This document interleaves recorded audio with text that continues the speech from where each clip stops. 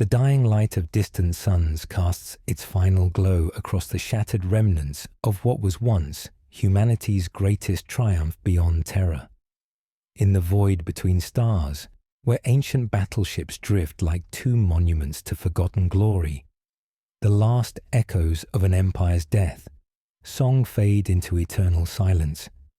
This is the tale of Archon Primarch Valthis Corvan, the Stormborn, whose immortal curse would become both the salvation and damnation of the astral dominion, a realm that dared to harness the very tempests of the warp itself.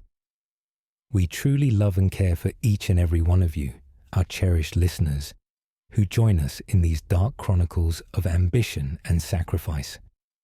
Before we begin this story of stars that refuse to die and the price of defying fate itself, tell us, where in the world are you watching from, and what time is it there? Now let's get started. The Helix Nebula burned with unnatural fire, its ancient spirals bleeding light across the void like a wound that refused to heal. Through that cosmic scar drifted the derelicts of 1,000 campaigns, ship husks turned to mausoleums where emperors and children lay equally silent. Beneath those failing suns, the astral dominion remembered how to die, and the echoes of its vow to outlast eternity folded back upon themselves like collapsing waves. Within a crystal observatory perched upon a moon of living glass, Valthis Corvan watched the constellations dim, each fading star a ledger entry in a debt he could never repay.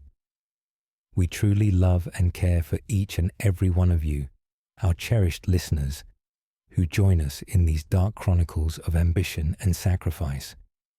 Before we begin this story of stars that refuse to die and the price of defying fate itself, tell us, where in the world are you watching from, and what time is it there? Now let's get started. Valthis stood amid crystalline walls that sang with accumulated psychic energy, each facet reflecting not light but memory. 10,000 years of immortal existence stretched behind him like a river of blood and starlight. Born from forbidden fusion during the dark age of technology, when desperate scientists wed ancient psyker bloodlines to raw warp essence, he had transcended mortality through an act of cosmic hubris. Death had claimed him countless times, only to relinquish its grip, each resurrection a violent rebirth that stripped away another fragment of his humanity, while binding him deeper to the entities he called the Storm Heralds. The observatory floor chimed with failing beacons as another system went silent. Aris Gate, then Kelm, then the tide-locked habitats of Tertius, where snow once smelled of citrus. He felt the familiar pressure gather behind his breastbone, grief learning to breathe in an immortal chest. The Storm Heralds waited on the threshold of his consciousness, courteous as creditors, their whispers promising power in exchange for the final surrender of his soul. Behind him, the great doors whispered open, admitting Seraph Commander Lirale Vos, the seventh to bear that name and genetic template. She carried herself with the quiet confidence that had marked her lineage for 3 millennia. Her storm-grey eyes reflected the dying nebula's light, and in their depths lay the question she had come to ask. "The outer defense grids have fallen," she reported, her voice carrying the measured calm of a lifetime serving the immortal. Admiral Koreth evacuated most civilian populations from Tertius before the end, but the enemy advance continues unopposed. Our projections suggest they will reach the core worlds within the week. Valthis traced the enemy formations on the system's relief map, a crescent jaw of ships massing at the warp front. His own fleets formed a thin necklace around the dying star, hope frayed in places where courage had worn through. The Stormborn legions stood ready, his greatest creation, mortals voluntarily infused with controlled warp essence that granted them abilities beyond even the legendary space marines of ancient Terra.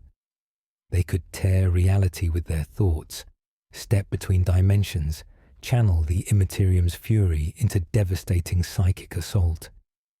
But such power fed the Storm Heralds, strengthening the entities that held his immortal leash. Every use tightened the bonds, amplified the whispers, diminished what remained of his humanity. All 47 chapters report full combat readiness, Lyra Ley continued. The fleet mistresses await your word. Tech Adept Kaney has prepared the reality anchors, and the Void Walker remains in deep meditation within the null chamber. The silence stretched between them like a chasm. Valthis could feel decision's weight pressing down with the force of a collapsing star. To unleash his legions meant certain victory and certain damnation. The Storm Heralds would claim their due, transforming him into their ultimate conduit, their champion of beautiful violence. He would win the battle, but lose his soul, becoming the very monster he had sworn to protect his people from. Or he could accept defeat, watch his life's work crumble, allow the final blow to fall. This path offered different agony, witnessing the destruction of everything he had built, everyone he had sworn to protect. It would betray the trust of billions who had followed him across 10 millennia. Tell me, Lirali, he said softly, what is the value of an empire built on borrowed time and stolen souls? She met his gaze without flinching.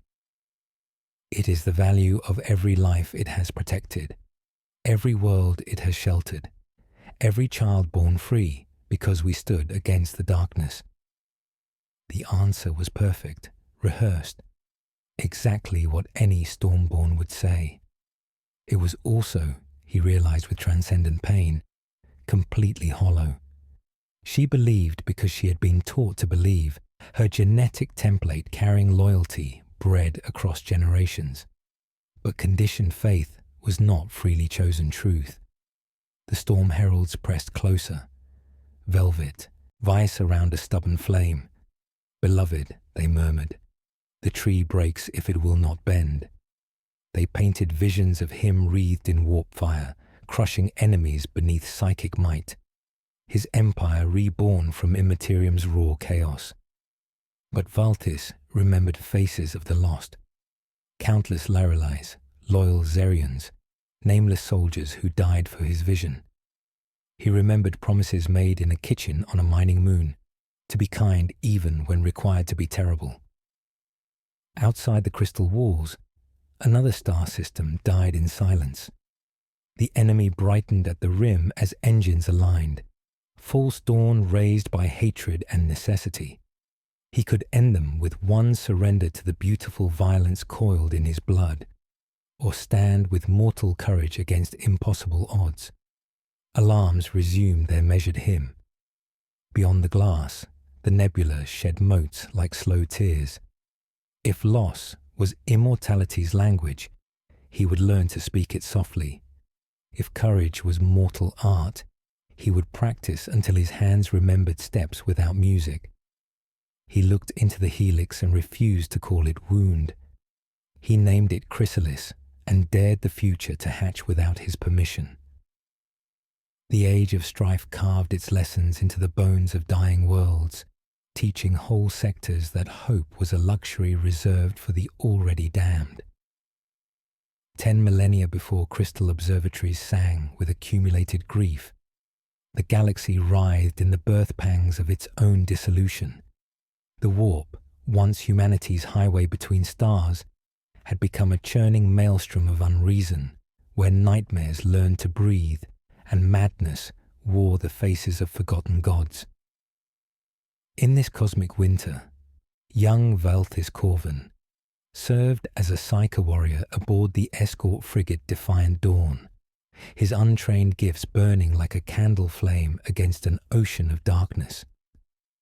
The refugee convoy stretched across the Calixis verge like a necklace of desperation, 17 ships carrying the survivors of 3 dead systems.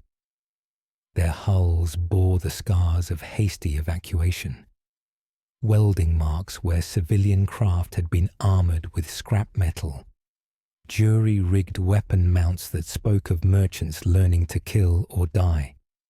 Valtis walked the command deck of the lead transport, speaking soft lies to children about safe harbors that might not exist, while his psychic senses probed the void for the predators he knew were coming. They emerged from the spaces between spaces as the convoy navigated a treacherous asteroid field.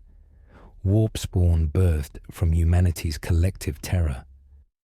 Creatures of living shadow and crystallized screaming, they phased through the ship's shields like morning mist, their alien hunger pressing against every psyker's mind like acid against glass. The largest beast, a thing of temporal distortion and gnashing teeth, descended upon the convoy's heart with a psychic shriek that made reality hiccup. Valtis threw himself into the breach without strategy or hesitation, teleporting directly onto the lead refugee transport as spawn tore through its corridors, his psychic blade carved through shadow flesh, while his mind reached out to shield the terrified civilians huddled in the ship's depths. For precious minutes, that felt like hours, he held the line, his untrained power burning like a star against encroaching darkness. He felt each death around him as a physical blow, each scream as a nail driven into his consciousness. Then the largest spawn caught him across the chest with claws that existed in 7 dimensions simultaneously. Valtis felt his ribs part like water, his twin hearts stopping in sequence as alien poison flooded his system. Death came as a relief, a cool darkness that promised rest from the endless burning of his psychic gift. Time became a white corridor. He walked alone, the world receding to a needlepoint, through which he fell into a sea where lightning slept. But death, it seemed, had been waiting for him with different plans. Voices rose from the electric depths, not words at first, but textures. Velvet iron, sugar ash, the taste of rain on hot rock. Then they learned his name and spoke it with the fondness of old creditors. Beloved, they murmured, we are the storm heralds, and we have been waiting so very long for you to join us. The sea surged through him, knitting torn flesh with storm fire, threading lightning through his marrow. We can make you remain. We can teach you to refuse endings. Wake and bear us in your blood. Wake and be more than mortal. He awakened wreathed in stormlight, electricity dancing across his skin in patterns that hurt to perceive. The spawn recoiled from his radiance, their shadow forms dissolving like nightmares before dawn. Around him, the refugee ship's corridors blazed with eldritch fire that somehow left the metal walls untouched, while reducing his enemies to whispers of dissipating energy. The Storm Herald's bargain settled into his bones like a familiar weight. Immortality and power beyond measure in exchange for eventual service. A partnership that would benefit all parties. Young Valtis, still bleeding from wounds that should have killed him, accepted without hesitation. Among the survivors who stared at his impossible resurrection, 3 figures stepped forward to change the course of galactic history. Lieutenant Lyrelei Voss commanded the convoy's defense force with tactical brilliance that bordered on prescience, her storm-grey eyes reflecting depths of strategic thinking that made veteran admirals seem like children playing with toy soldiers. She was the first to approach, her hand finding his with the certainty of someone who had been waiting her entire life to serve something greater than herself. You died, she said simply. Then you refused. I want to understand how. Tech adept Zerion Kaney arrived within hours, summoned by rumor along rusted relay lines that still connected scattered human enclaves.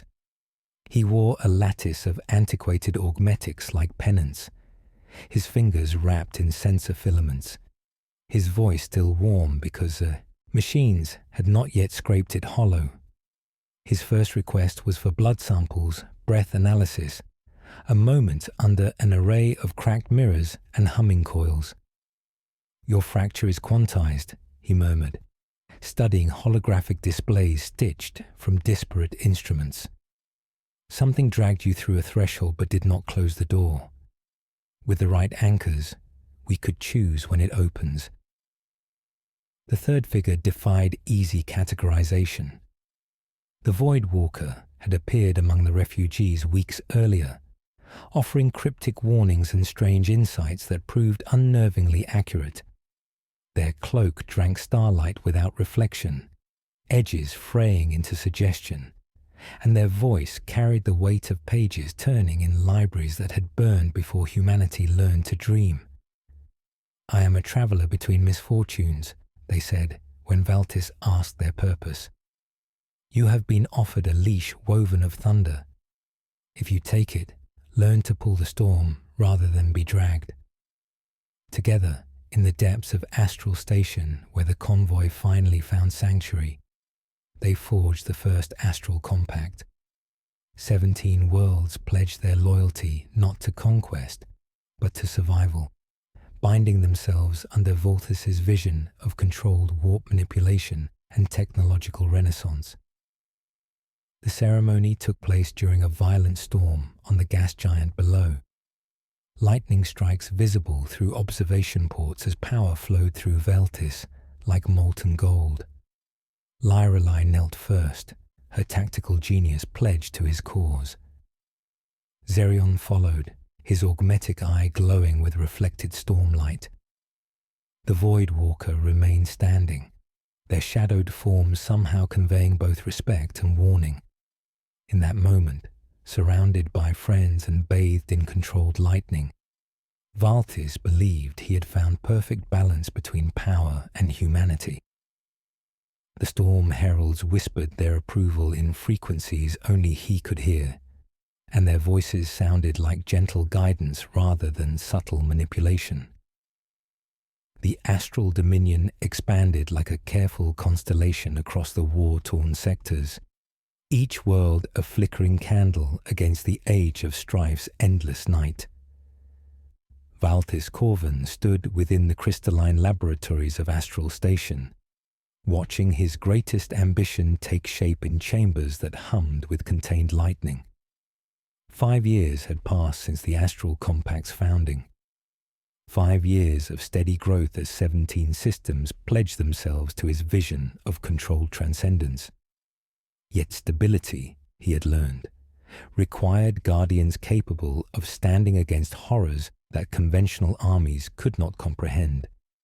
The idea had come during sleepless nights when the storm heralds whispered of shared destiny, of mortals who could walk between worlds without surrendering their souls.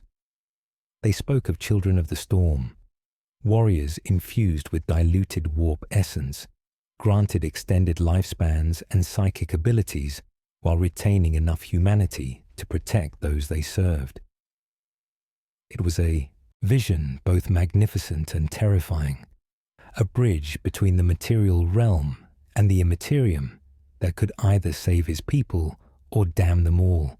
Zerion Caney moved between the transformation chambers with augmetic precision, his mechanical fingers dancing across control surfaces, while organic eyes tracked the delicate interplay of psychic energy and human physiology. Arrays of reality anchors circled crystalline caskets, humming with equations hammered into song. The process was intricate beyond imagination.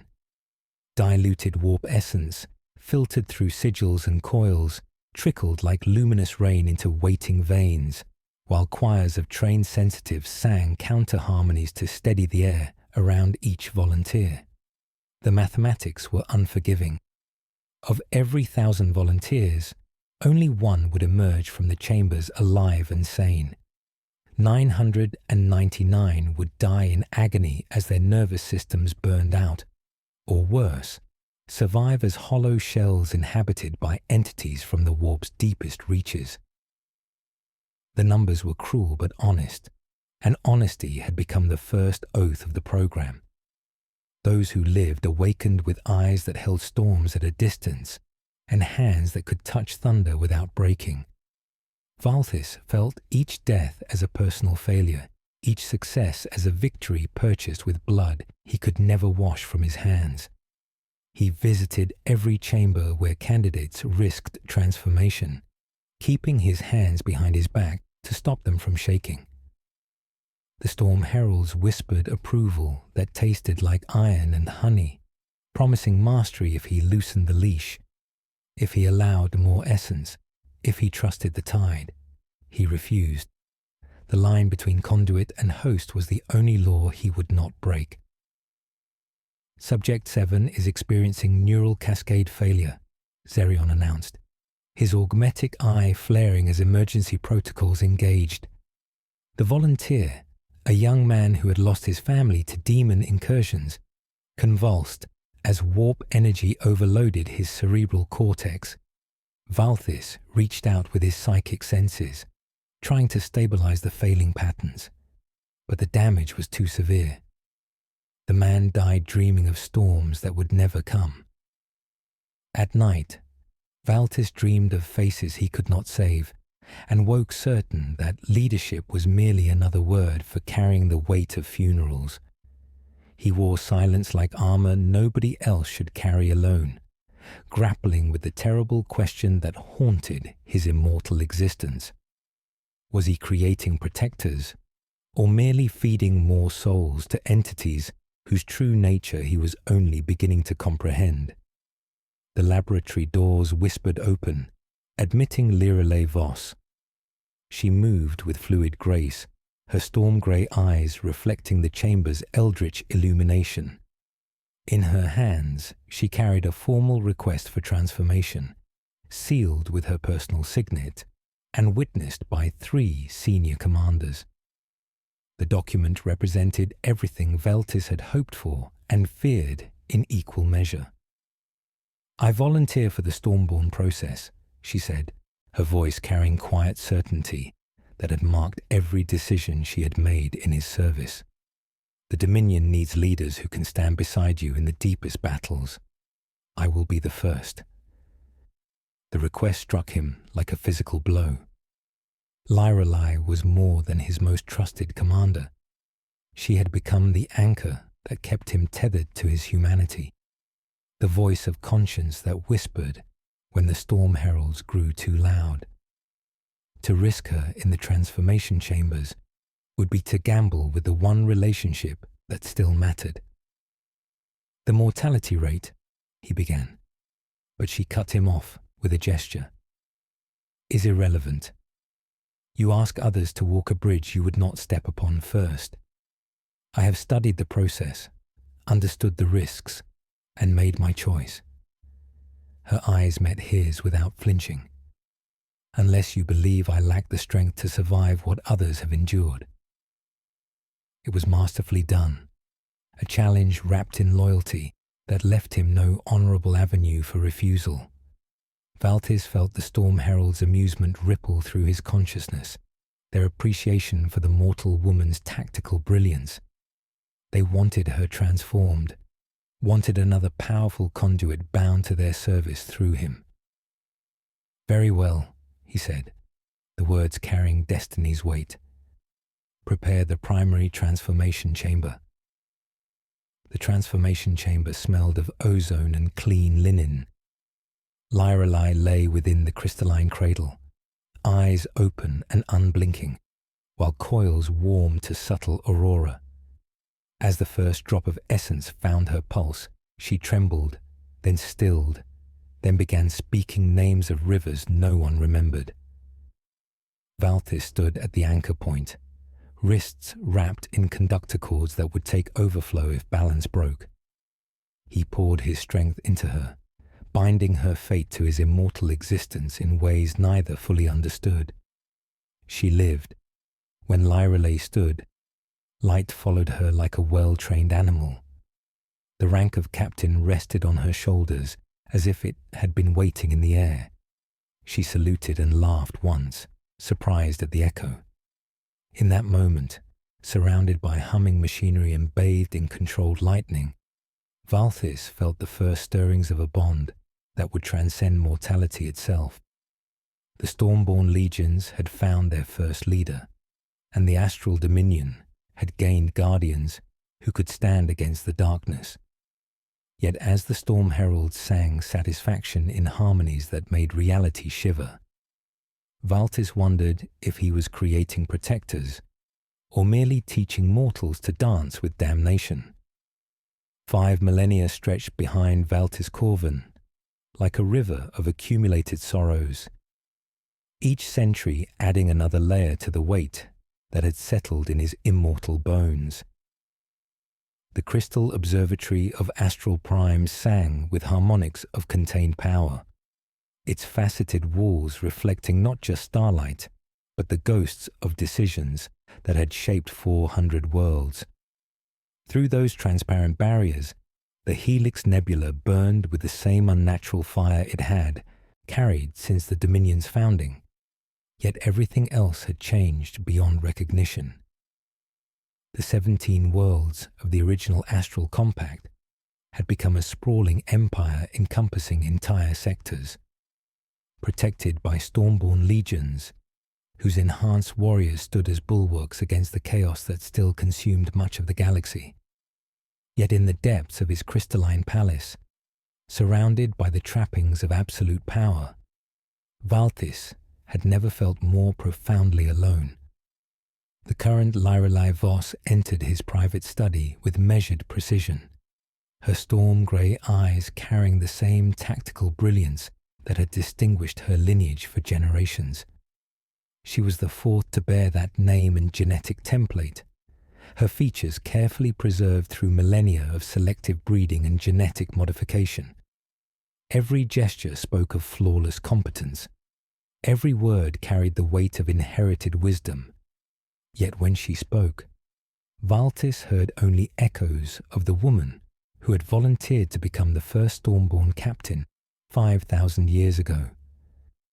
"The quarterly compliance reports, Lord Archon," she announced, placing a crystalline data slate on his desk with military efficiency. "Sector productivity remains at optimal levels, though Intelligence Division has detected increased subversive activity in the Meridian Reach and Calixis regions." The formal address cut deeper than any blade. This Lyrelai was perfect in every measurable way, strategically gifted, utterly loyal, genetically optimized to serve as his right hand.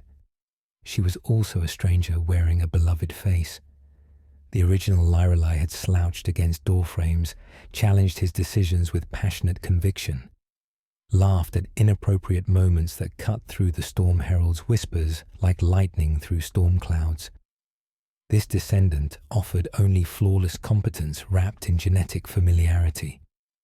He had watched 3 generations of the Voss line serve and die in his name.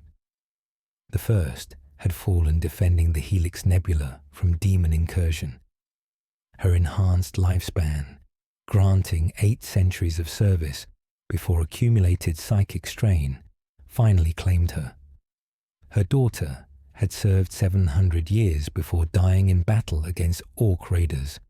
Her granddaughter had lived 9 centuries, passing peacefully with Valthis, holding her hand as she whispered names of children she would never see grow old.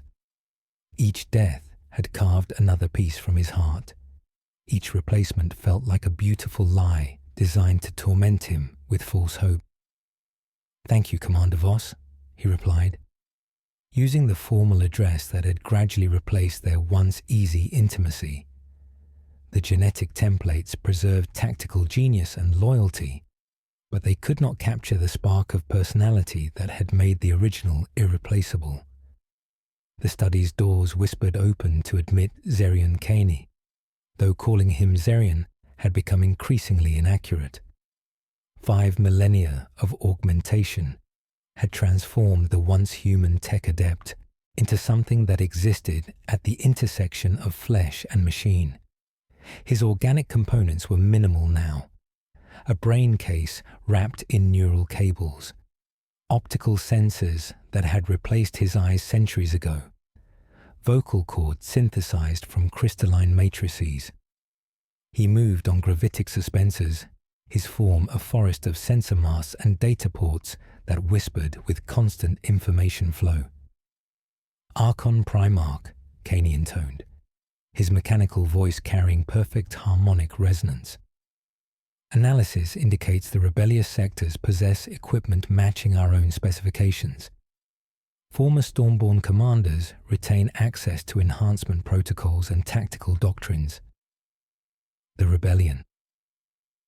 3 entire sectors had declared independence, led by warriors Valtis had personally transformed, who had sworn oaths spanning their extended lifespans. Their manifesto spoke of freedom from immortal rule, accused him of becoming a tyrant drunk on warp power. The accusations stung because they carried uncomfortable echoes of truth. "Do you remember what it felt like to be human?" Valtis asked quietly. Caney's optical sensors focused with mechanical precision. "I remember inefficiency, emotional volatility that clouded judgment, physical limitations that constrained possibility. I have evolved beyond such constraints as have you." The answer was perfectly logical and utterly hollow. Valthis mourned the young tech adept who had once worried about experimental ethics, who had smiled at crude jokes and expressed wonder at the intricate dance between warp and matter. That man had been consumed by his own augmentations, replaced by pure intellect that remembered emotion only as data. Only the Void Walker remained unchanged, and that constancy had become increasingly troubling. While Lyrelay aged and died and was replaced, while Caney shed his humanity piece by piece, the mysterious figure in Shadow Cloak remained exactly as they had been during the Compact's founding. They offered the same cryptic counsel, moved with the same ethereal grace that suggested existence partially divorced from linear time. Their unchanging nature was a puzzle that even the Storm Heralds avoided discussing. Through crystal walls, Valthis observed his capital's sprawling cityscape. Millions lived peaceful, prosperous lives under Stormborn protection, their existence healthier and longer than their ancestors could have imagined.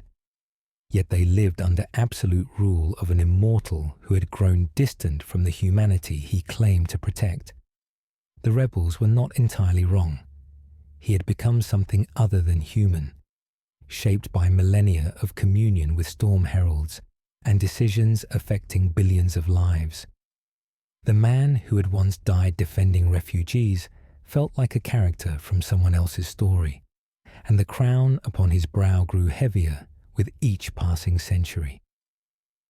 The Storm Heralds came to him in the deep watches, when Astral Prime's twin suns cast shadows that moved against the light. There, voices no longer wrapped in velvet promises, but sharp with the hunger of creditors grown impatient. Where once they had whispered of partnership and mutual benefit, now they spoke plainly of temples raised in their honor, of ritual sacrifices conducted by Stormborn legions, of entire worlds offering direct worship to entities whose true forms existed beyond human comprehension. The psychic energy generated by his expanding empire was no longer sufficient tribute. They wanted acknowledgement, blood offerings, souls freely given rather than passively harvested. Beloved, they murmured with voices like silk over razors. The compact grows thin. Your empire feeds us droplets when we hunger for oceans.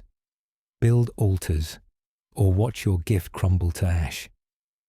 Across Astral Prime, unauthorized shrines bloomed overnight like pale fungi in forgotten corners, chalk sigils mapped to his breathing patterns, candles guttering in rhythm with his twin hearts. Citizens knelt before crude effigies wreathed in stormlight, their prayers carrying frequencies that made reality hiccup. Lyra Lay dispersed the gatherings with precise raids and quiet arrests, her reports clinically neutral, while her eyes spoke of loyalty that refused to become worship. When she requested directives, Valtis told her to protect lives first, symbols last, and pretended not to hear the pleased purr that uncoiled behind his teeth. But the whispers carried implications darker than mere extortion. Through carefully worded suggestions and half-glimpsed visions, Valtis began to understand the true cost of his resurrection-bound existence. Zerion Kaney's augmented sensors had detected the first measurable wound during a survey of warp-tide stresses around the Meridian Reach, a hairline fissure slicing through local probability that widened whenever Valtis approached. Comparative scans across former battlefields and resurrection sites revealed a spiderweb of psychic scars thrown over the Dominion, strands glistening with accumulated deaths, nodes pulsing where he had refused endings. Each resurrection had torn wounds in space-time that never fully healed. Over 5 millennia, these psychic scars had accumulated like infected cuts, growing larger with each death and return cycle, threatening to tear reality apart at the quantum level. His immortality was not merely a personal curse, but a cosmic catastrophe in slow motion. Each resurrection bringing the local galaxy closer to dimensional collapse. When he questioned the Storm Heralds, they answered with the weariness of storms that had circled worlds since before language. You insist on breathing. Breathing requires lungs. Lungs require ribs. Ribs require sacrifice. Your resurrections left apertures, and apertures must be bridged with worship, or they grow jagged. The revelation drove him to seek the absolute psychic silence of the null chamber, a sphere suspended at Astral Prime's core, where even the Storm Herald's whispers fell mute. Here, isolated from the warp's influence, he could sense the damage spreading through dimensional barriers like cracks in ancient glass, each fissure singing with harmonics of his accumulated deaths. The chamber's doors dilated with mechanical precision, admitting the Void Walker. They moved with characteristic ethereal grace, shadow cloak drinking light without reflection, edges fraying into suggestion that hurt to perceive directly. For the first time in millennia, Valtis sensed something different about their presence, a resonance that spoke of familiar harmonics, like hearing his own voice echoing from an unexpected source. "You feel it now," the Voidwalker said, their voice carrying the weight of pages turning in libraries that had burned before humanity learned to dream. The fractures spreading through reality's substrate, the price of refusing death's dominion. "Tell me what you are," Valtis demanded, his immortal patience finally exhausted after 5,000 years of cryptic counsel. "I need truth, not riddles." The Voidwalker raised hands that existed in too many dimensions simultaneously, their form wavering like heat distortion over summer stone. When they spoke, their voice carried harmonics that Valtis recognized with growing horror as his own, filtered through layers of temporal displacement and psychic trauma. "I am the fragment of your soul that was cast off during your first resurrection," they said with devastating simplicity. "When the Storm Heralds dragged you back from death's threshold, they could not retrieve every piece. The part of you that accepted endings, that understood mortality's necessity, was left behind in the spaces between life and death. I am that discarded humanity, given independent existence by the psychic trauma of your rebirth." The revelation struck like a physical blow, forcing Valtis to confront the possibility that his immortality was not a gift, but a gradual dissolution of his essential self across multiple planes of existence. Every resurrection had torn away another fragment, scattering pieces of his soul like seeds across dimensions, while the storm heralds consumed what they retrieved, growing stronger as he grew hollower. "How many pieces remain?" he whispered. "Fewer with each death. Soon there will be nothing left to resurrect except their desires wearing your face." The Void Walker moved closer, their shadow form radiating familiar warmth that spoke of shared memories and abandoned purpose. "The man who died defending refugees exists now only in fragments like myself, scattered across dimensions, slowly being devoured by entities whose hunger knows no satisfaction." Through crystal walls, the Helix Nebula burned with unnatural fire, its ancient spirals bleeding light across the void like wounds that refused to heal. Somewhere in that cosmic scar lay fragments of his discarded humanity, waiting to be reclaimed or consumed. The choice stretched before him like a chasm. Continue his hollow, immortality, and watch reality collapse. Accept the Storm Herald's demands and damn his people to worship alien hunger, or risk everything in an attempt to become whole again. The whispers resumed with renewed intensity, promising mercy if he surrendered to their will, while the Void Walker's truth hung beside them like a lantern illuminating only the size of the darkness.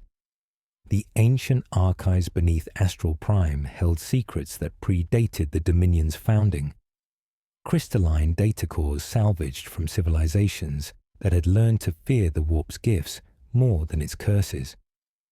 Lyra Le Vos descended through layers of forbidden knowledge, her storm-grey eyes scanning texts written in languages that had died with their worlds. The rebellion pressed closer each day, former Stormborn commanders leading fleets that exploited every weakness in the Dominion's defenses, while above her, the Storm Herald's whispers grew more insistent, their demands for worship and sacrifice echoing through psychic frequencies that made reality shiver. She had watched Valthis withdraw deeper into isolation since the Void Walker's revelation, his immortal shoulders bearing the weight of accumulated guilt, while alien entities fed on fragments of his scattered soul. The rebellion was merely a symptom. The true disease was the gradual dissolution of the man who had once died defending refugees, consumed piece by forces that promised power while demanding everything in return. Deep in the archives, she found what she had been seeking: the Codex Vincalorum, theoretical frameworks for binding warp entities developed by desperate psychers during the Age of Strife. The mathematics were elegant and terrible, requiring a willing sacrifice from someone psychically bonded to the target immortal. The ritual would create soul anchors strong enough to constrain the entities temporarily, but the cost was absolute. The anchor's soul would be consumed in the binding process, their death permanent beyond any resurrection. Lyrale studied the equations with inherited tactical precision. The ritual required perfect timing, maximum psychic stress to weaken the Storm Herald's grip, and complete surprise to prevent interference. The approaching battle would provide ideal conditions, but success demanded she act without Valtis's knowledge.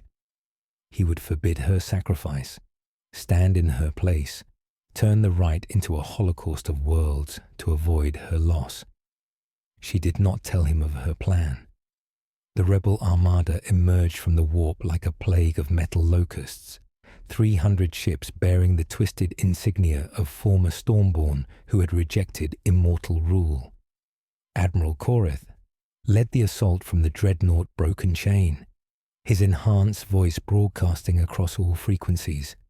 Citizens of the Dominion, we come not as conquerors but as liberators. The tyrant Corvin has become a puppet of alien entities, his immortality purchased with your souls. The words carried uncomfortable truth that made loyal crews hesitate at their stations. Valtis felt doubt ripple through his fleets like a psychic plague. the storm heralds feeding on uncertainty while whispering suggestions of beautiful violence. His twin hearts hammered against ribs that remembered mortality as the rebel advance accelerated, their formations splitting to engulf Astral Prime's defensive perimeter. From the command bridge of the flagship Seraph Aegis, Lyrelei orchestrated the defense with inherited brilliance, her tactical genius matching formations against their former comrades. Reality anchors hummed to life around the command center, their equations singing counter-harmonies to stabilize local space-time. She moved through the bridge with fluid precision, issuing orders while her fingers traced binding sigils across concealed surfaces, preparing the ritual in absolute secrecy. The battle erupted in violence that made the void weep light. Rebel ships phased through dimensional barriers, their crews wielding abilities that matched the Dominion's defenders, while loyal fleets responded with coordinated volleys that painted darkness in brief suns. Valtis felt familiar pressure building behind his breastbone as the storm heralds pressed for release, their hunger sharpening as psychic energies saturated local space.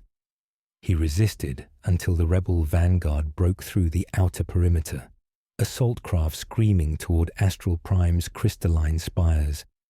Then duty overcame conscience, and Veltis opened himself to the Storm Herald's power. Lightning erupted from his form in patterns that hurt to perceive, dimensional barriers cracking as he channeled forces beyond human comprehension. Enemy ships dissolved in cascades of unmaking, while their crews experienced deaths that transcended simple mortality. This was the moment Lyrelei had been waiting for. Maximum psychic stress, the entities distracted by their feast, Valtis vulnerable to the binding she had prepared. She activated the ritual with a whispered prayer to whatever god still remembered mercy. Binding sigils blazed to life across the command center, their light cutting through dimensions as soul anchor protocols engaged.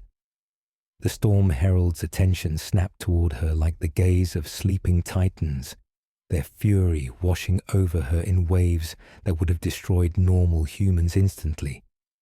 But she was Stormborn, enhanced to serve as a bridge between realms, and her sacrifice carried the weight of inherited purpose.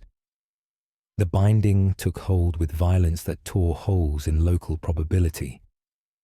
The storm heralds found themselves constrained, their whispers reduced to distant echoes as soul chains forged from Lyrelei's willing sacrifice wrapped around their essence. They raged against the binding with fury that made stars flicker, but the mathematics held, equations balanced by a life freely given. Valtis felt the sudden silence like physical amputation. The storm herald's whispers, constant companions for 5 millennia, faded to barely audible murmurs.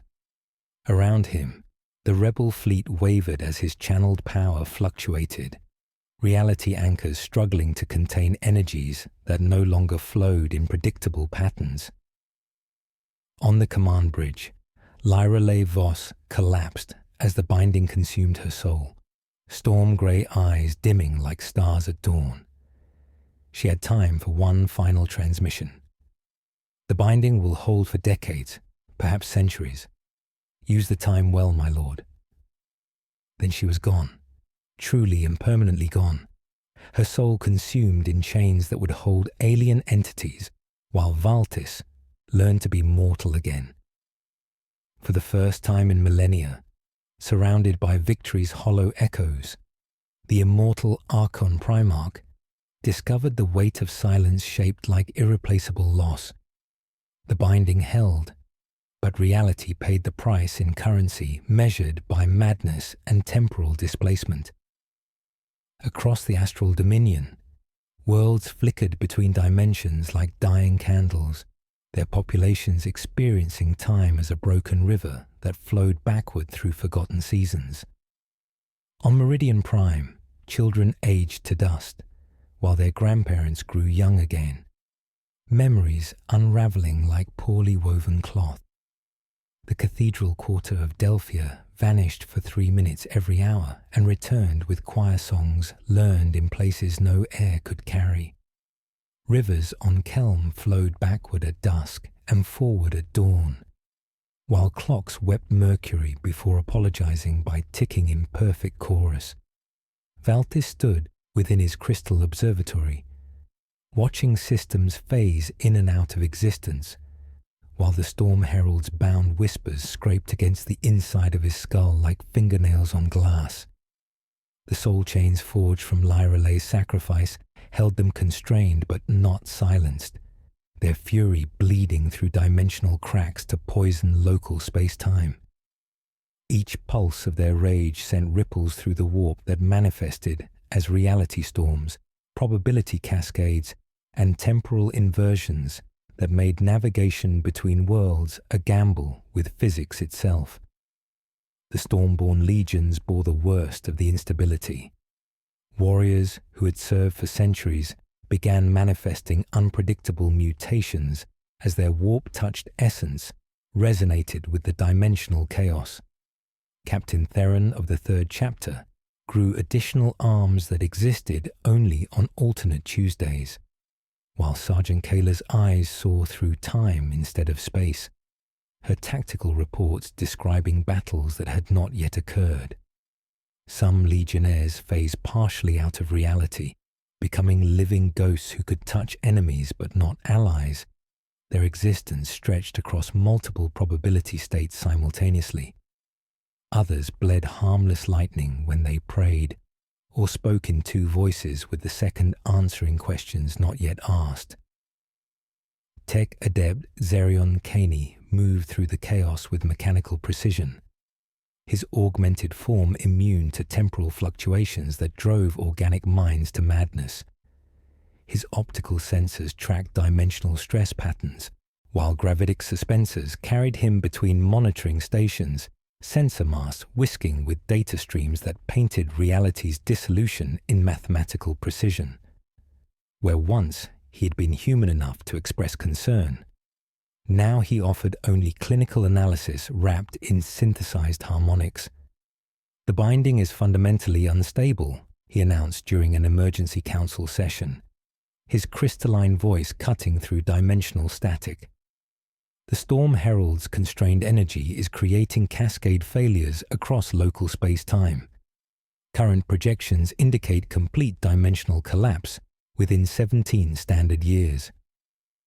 The council chamber existed in a pocket of stabilized reality, anchored by equations that sang in frequencies painful to organic ears. Caney's sensor mass focused on Velthis with mechanical intensity. "I propose a radical solution. Transfer your consciousness into a mechanical substrate that could exist independently of warp bonds. We can construct a crystalline matrix capable of housing consciousness, synthetic neural networks that could process immortal memory, mechanical forms granting capabilities beyond enhanced human limits. The process would sever your connection to the Storm Heralds permanently while preserving your strategic capabilities and accumulated knowledge." The proposal hung in the air like a blade waiting to fall. Caney had prepared detailed schematics that promised salvation shaped like steel, escape from the Storm Herald's influence at the cost of becoming something that could calculate love without feeling it. "You speak of preserving what matters while destroying what makes preservation meaningful," the Voidwalker interjected, their shadow form rippling with agitation. They had grown more substantial since Lyralay's sacrifice, fed by the psychic trauma that had accompanied the binding ritual. Consciousness without soul is merely complex calculation. Transfer his mind to mechanical substrate, and you create an elaborate automaton wearing Velthis's memories like stolen clothes.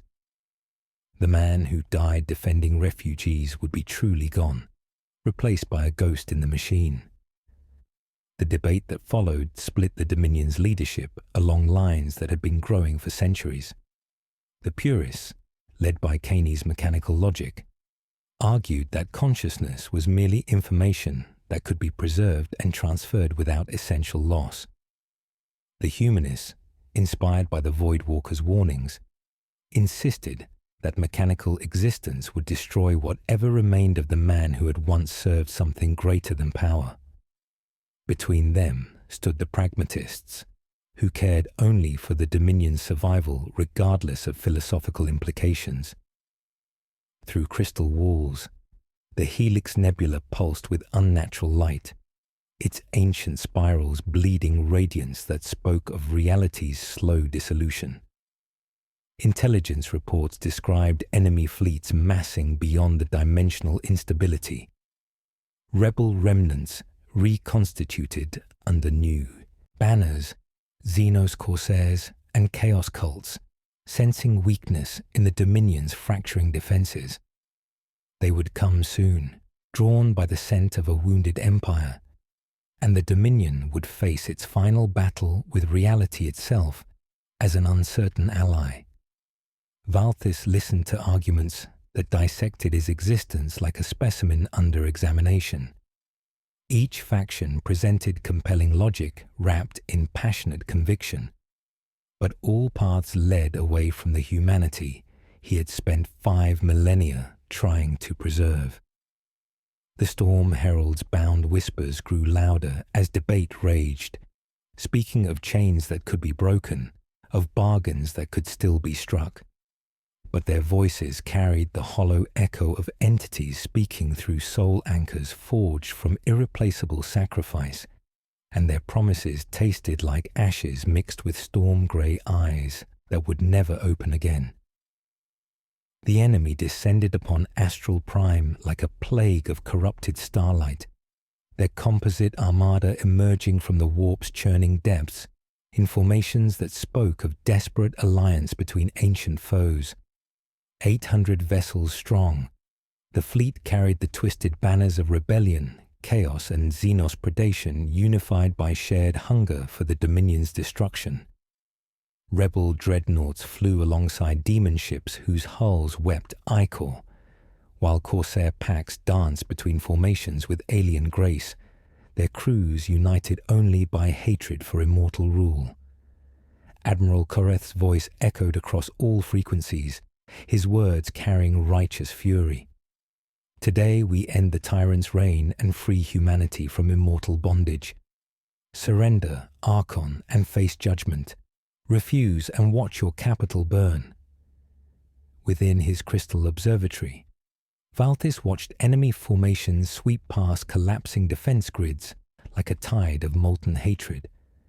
The Stormborn legions responded with desperate courage, their mutation-racked forms phasing between dimensions as they engaged boarders whose sanity had been traded for enhanced killing power.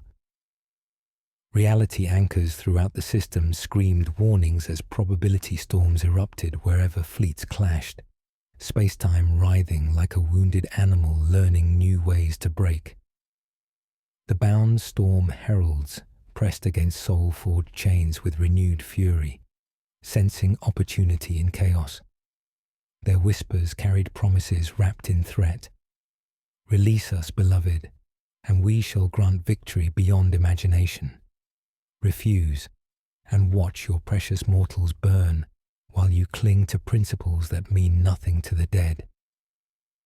Through tactical displays flickering between dimensions, Valthis watched his defenses crumble. Enemy assault craft breached atmospheric barriers, their hulls burning with unnatural fire as they descended toward crystal spires, housing billions of loyal citizens. The moment of choice arrived with the weight of collapsing stars. Unleash the Storm Herald's fury and save his people while damning his soul, or maintain the binding and watch his life's work burn. Children played in palace gardens that sang with accumulated light. The choice was no choice at all. Valthis opened himself to the Storm Herald's power despite knowing the cost.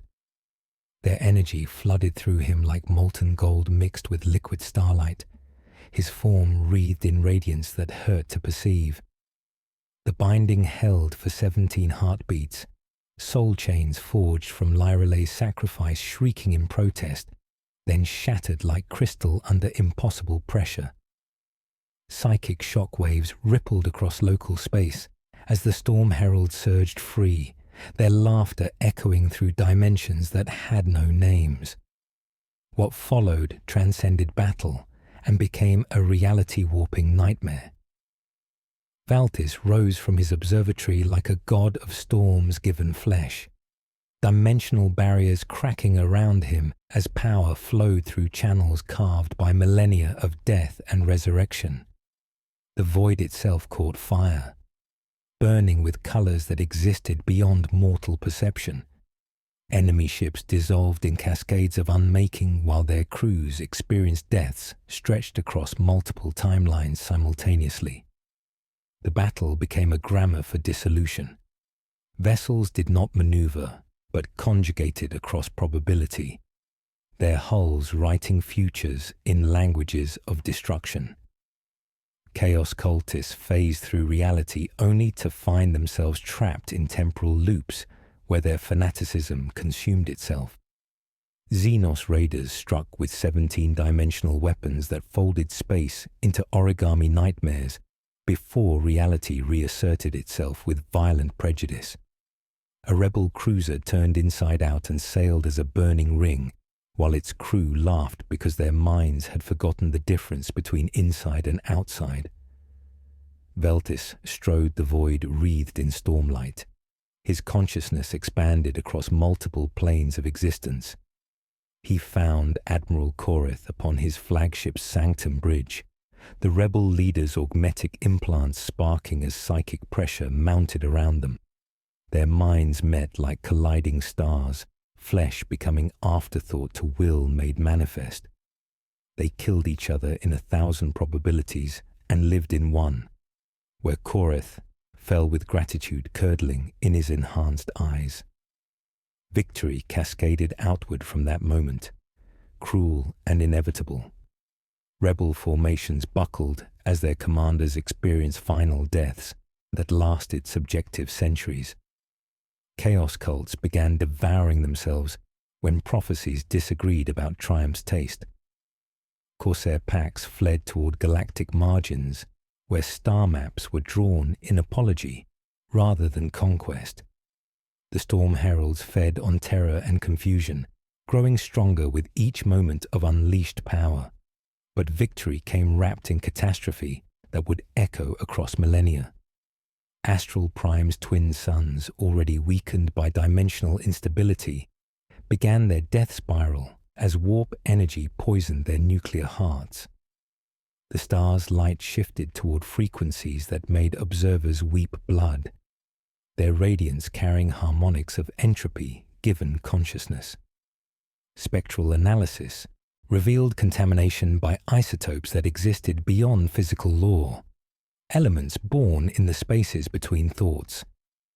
The storm heralds pulsed with satisfaction within Valtis's consciousness, no longer whispering suggestions but issuing commands with the authority of entities whose patience had finally been rewarded.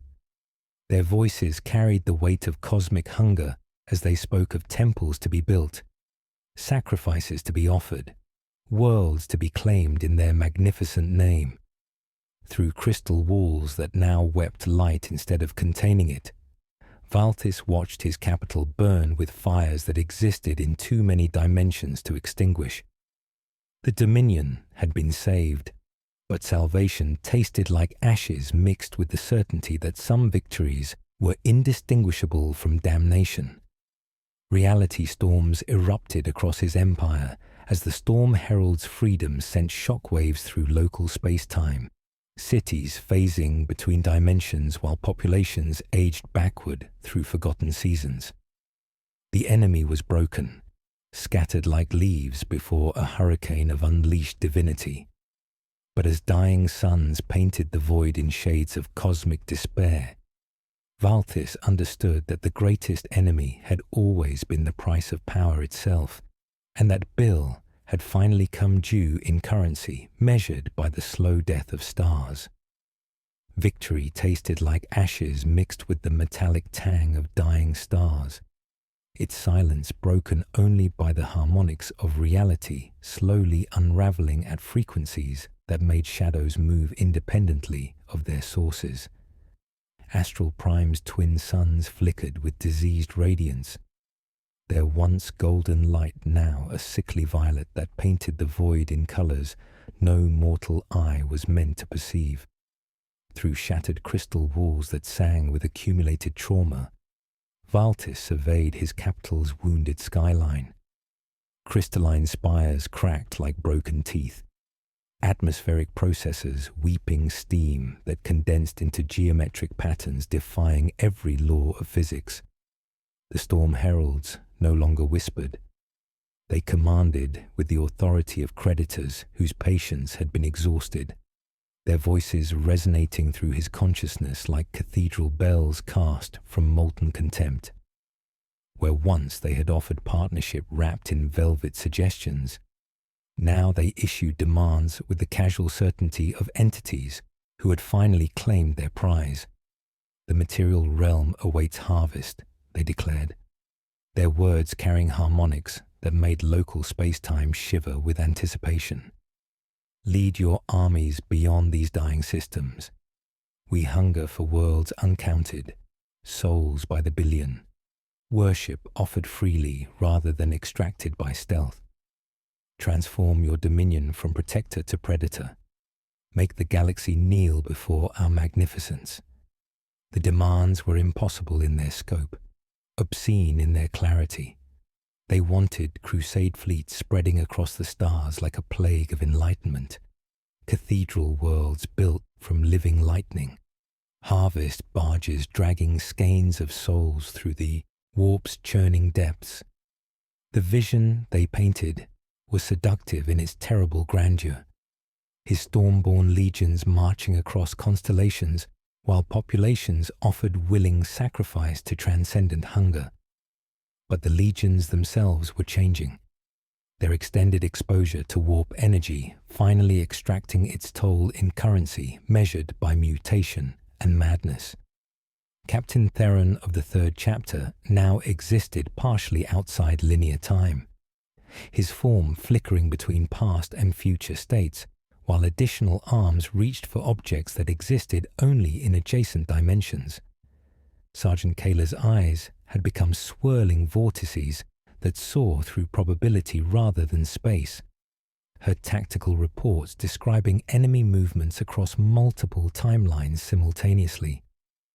Some legionnaires had grown limbs that existed only in peripheral vision, while others bled harmless lightning that spelled words in languages no mortal throat could pronounce. The transformations were accelerating exponentially. What had begun as minor mutations were becoming fundamental alterations to their essential nature. Within years, perhaps months, the Stormborn would cease to be human in any meaningful sense, becoming living conduits for Storm Herald influence rather than protectors of mortal lives. Their loyalty remained, but shaped into angles that hurt to contemplate. Tech Adept Zerion. Caney moved through the chaos with mechanical precision, his augmented form immune to dimensional instabilities that drove organic minds toward madness. His optical sensors tracked reality stress patterns, while data ports whispered calculations that painted the Dominion's dissolution in mathematical certainty. The bindings collapse had accelerated space-time decay beyond all projections. Local systems would experience complete dimensional collapse within years rather than decades. The situation has reached critical threshold, Caney announced during an emergency council session held within a pocket of stabilized reality. His crystalline voice carried no emotion, only clinical assessment wrapped in synthesized harmonics. Current projections indicate total systemic failure across all Dominion holdings. The Storm Herald's influence spreads through warp-touched personnel like viral infection, transforming loyal servants into alien proxies. his sensor mass focused on Velthis with mechanical intensity. My proposed consciousness transfer represents the only viable solution. Mechanical substrate would be immune to warp corruption. Synthetic neural networks could process immortal memory without degradation, and crystalline matrices would preserve strategic capabilities while severing connection to hostile entities. The process would grant true independence from forces that seek to transform you into their puppet. The Void Walker materialized from shadow spaces between thoughts, their form more substantial than ever before, fed by psychic trauma accompanying the Storm Herald's liberation. They moved with agitation that rippled through dimensions, their presence carrying familiar warmth that spoke of shared memories and abandoned purpose. Independence purchased through self-destruction, they countered, their voice carrying harmonics Velthis. Recognized as his own, filtered through layers of temporal displacement. You propose to preserve the man by destroying everything that makes him human. Consciousness without soul is merely sophisticated calculation, wearing stolen memories. The refugees he once died defending would find no recognition in mechanical eyes that could calculate compassion without feeling it. The debate raged while reality flickered between stable and catastrophic states. Kaney's faction presented compelling logic. Mechanical existence offered survival, strategic capability, immunity to corruption threatening to transform the Dominion into a harvest ground for alien entities. The Void Walker's supporters argued for preservation of essential humanity, insisting that mechanical transfer would create an elaborate automaton, rather than saving the man who had once served something greater than power. Through tactical displays that phased between dimensions, Velthis watched his empire's slow dissolution. External signals crowded the edge of stabilized space. Orc warclans painting crude comets on their hulls, eldritch corsairs tracing circles the size of moons, human warlords arguing with their saints about intervention's price. The universe had smelled blood and would not look away. The choice stretched before him like a chasm bridged only by desperation. Accept mechanical existence and preserve strategic capability while abandoning his humanity, or remain flesh and watch the Storm Heralds transform him into their ultimate weapon. Both paths led away from the man who had once died defending strangers, but one offered the possibility of protecting what remained of his people, while the other promised only service to cosmic hunger that would never be satisfied. The null chamber existed in absolute psychic silence, a sphere of crystalline perfection suspended at Astral Prime's heart, where even the Storm Herald's whispers fell mute against equations that sang in frequencies beyond mortal comprehension. Here, surrounded by reality anchors that hummed with contained lightning, Velthis confronted the weight of choices that had shaped 5 millennia of immortal existence. The Void Walker stood before him, their shadow form more substantial than ever before, edges fraying into suggestion, while their presence radiated familiar warmth that spoke of shared memories and abandoned purpose. Zerion Kaney offers me a path to survival, Velthis began, his voice carrying none of the stormlight that usually wreathed his words. Mechanical existence, free from the Storm Herald's influence. Tell me why this is not the answer. The Void Walker's form rippled with agitation that sent tremors through dimensional barriers already strained beyond their design limits. Because it would be erasure disguised as preservation, they replied, their voice carrying harmonics that Velthis recognized with growing unease as his own, filtered through layers of temporal displacement and psychic trauma. You would become an elaborate automaton wearing stolen memories, calculating compassion without feeling it. The man who died defending refugees would be truly gone, replaced by a ghost in the machine. And what remains of that man now? Veltis demanded, ancient fire flickering in his eyes. The one slowly devoured by alien entities. The one whose every resurrection tears holes in reality. Tell me what part of him is worth preserving. The Voidwalker raised hands that existed in too many dimensions simultaneously, their form wavering like heat distortion over summer stone. Reality folded around them like origami made from space-time itself, and mirrors unfolded from the chamber's crystalline walls like petals opening to reveal truths that should have remained hidden. You understand nothing of your true condition, the Voidwalker declared with devastating simplicity. 5 millennia of resurrection have not merely stripped away your humanity. They have been creating alternate versions of yourself across parallel dimensions, each death spawning another iteration while the storm heralds feast on the fragments.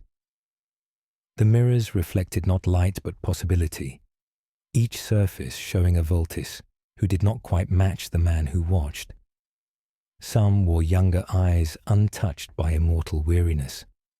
Others bore scars he had never earned, while a few smiled with relief he did not recognize. Several were monsters crowned in lightning, their gaze making the chamber's reality anchors hum protective prayers. In one reflection, he had never accepted the Storm Herald's bargain, dying permanently while defending refugees and achieving the peaceful rest that had been denied to this iteration. In another, he had embraced their power completely, becoming a demon prince whose dominion stretched across half the galaxy while populations offered willing sacrifice to alien hunger. Every time you refused an ending, the Voidwalker continued, their shadow cloak drinking starlight without reflection. Another beginning was written somewhere else. Resurrection is not reversal but displacement. The universe abhors a ledger that will not balance. Each death tore apertures in dimensional barriers. Each return spun bridges across probability matrices, and those bridges carried versions of you into adjacent realms of possibility. The visions multiplied exponentially, countless Valtis variants scattered across probability like seeds cast by a mad gardener. Some ruled benevolent empires built on technological renaissance. Others commanded fleets of harvester ships that dragged souls through the warp's churning depths. A few had become pure energy beings transcending physical form, while others remained stubbornly mortal despite accumulating centuries of experience. Each version was authentically him, shaped by different choices and circumstances, but carrying the same essential core. The Storm Heralds have been feeding on these alternate selves, the Voidwalker explained, their forms solidifying as proximity allowed the fragment to draw strength from its source. Every resurrection creates new versions for them to consume, growing stronger with each iteration while you grow hollower. They do not merely influence your decisions, they harvest the paths not taken, devouring alternate possibilities to fuel their expansion across dimensional barriers. The mathematics were elegant in their horror. Each death had not only torn wounds in local space-time, but had created branching probability cascades that spawned new realities. The Storm Heralds existed partially outside linear causality, allowing them to feed on these alternate versions while maintaining their connection to the primary iteration. They had been farming him across dimensions, cultivating infinite variations to sustain their cosmic hunger. "How many remain?" Valtis whispered, though he dreaded the answer. "Millions, perhaps billions. Each resurrection multiplies the iterations exponentially, creating new feeding grounds for entities whose appetite knows no satisfaction." The Voidwalker's features became clearer, revealing aspects that were unmistakably his own, cast in shadow and regret. "I am merely the first fragment," the piece of your soul that accepted endings and understood mortality's necessity. But there are others, fragments scattered across dimensions, each carrying aspects of the man you once were. The revelation forced Valtis to confront the possibility that his very existence had become a threat to the universe he had sought to protect. The dimensional barriers protecting the Dominion from chaos incursion were maintained by the same probability matrices that spawned his alternate selves. The cosmic web of his resurrections had become load-bearing architecture in reality's foundation. The only way to truly break free is permanent death, the Voidwalker revealed with devastating clarity. But such an ending would collapse all iterations simultaneously, destroying the dimensional barriers entirely and leaving your people defenseless against incursions from the deep warp, where things that predate sanity wait with patient hunger. Your choice has become cosmic in scope. Continue existing as a harvest ground for alien entities, or die and potentially doom the galaxy to something worse. Through crystal walls that wept light instead of containing it, Valtis watched reality storms rage across his capital, dimensional instabilities spawning temporal inversions that made past and future dance together in patterns that hurt to perceive. The storm heralds pressed against his consciousness with renewed intensity, their voices carrying satisfaction that tasted like iron mixed with honey. They had revealed their true nature not from cruelty, but from confidence. He was trapped in a web of his own making, each possible escape route leading to consequences that made continued servitude seem merciful.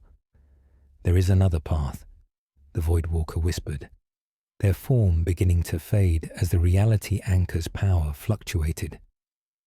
Gather the fragments, reclaim the scattered pieces of your soul, and face the storm heralds as a complete being rather than a hollow shell.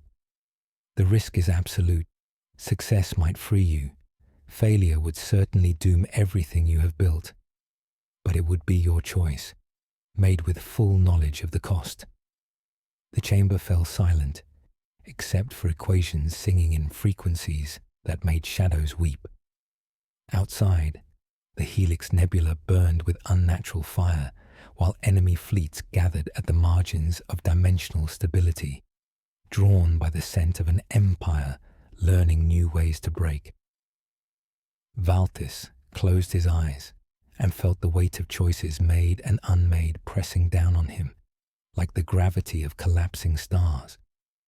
The man who had once died defending refugees now understood that his greatest enemy was not external, but the monstrous reflection of his own desperate ambition, fractured across dimensions and feeding the very entities he sought to defy.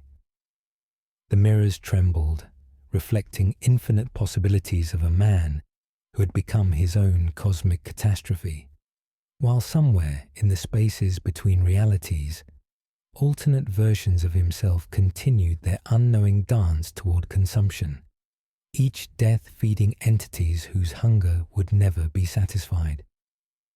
Reality bled across the astral dominion like ink through water, dimensional barriers fluctuating with each pulse of the dying suns that cast violet shadows through crystal corridors. Astral prime spires flickered between states of matter and memory, while across 17 sectors, worlds phased in and out of existence like candles guttering in cosmic wind. Time flowed backward through the fountains of Delphia. Children aged to dust on Meridian Prime before returning as infants who remembered their own funerals, and the Stormborn legions manifested mutations that spoke in languages no mortal throat could pronounce.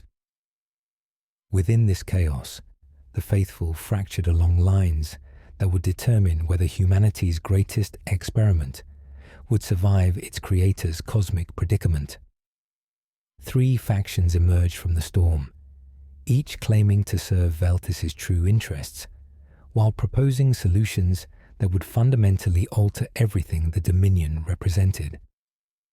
The Loyalists rallied behind Captain Theron of the third chapter, his mutation-racked form flickering between temporal states as additional arms reached for weapons that existed only in adjacent possibilities. Around him gathered the surviving Stormborn captains, their enhanced forms bearing the full brunt of warp corruption, yet maintaining absolute faith in their immortal lord. They met in stormlit chapels aboard flagship battle groups, their voices carrying harmonics that made reality anchors hum protective prayers. The Archon Primarch has transcended mortality's limitations, Theron declared, his words echoing across multiple timelines simultaneously. His transformation is not corruption but evolution, the natural progression of a being who has protected humanity for 5 millennia. Rather than resist the Storm Herald's influence, he should embrace it completely, becoming a true warp entity capable of shielding us from threats that conventional forces cannot comprehend. We must ascend with him or perish as mortals. Their vision was seductive in its terrible grandeur. Valtis, completing his metamorphosis into something beyond human limitation, his consciousness expanded across dimensions while populations offered willing worship to a god-emperor who could shield them from the galaxy's endless horrors. They painted futures of cathedral worlds wreathed in stormlight, of fleets sailing between stars on currents of pure faith. The purists found their champion in tech-adept Zerion Caney, his mechanical form immune to dimensional instabilities that drove organic minds toward madness.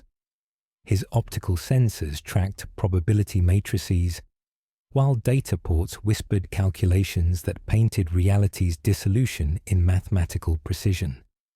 Around him gathered engineers and strategists who valued logic over sentiment, their augmetic implants sparking with shared conviction that survival required abandoning flesh for steel certainty.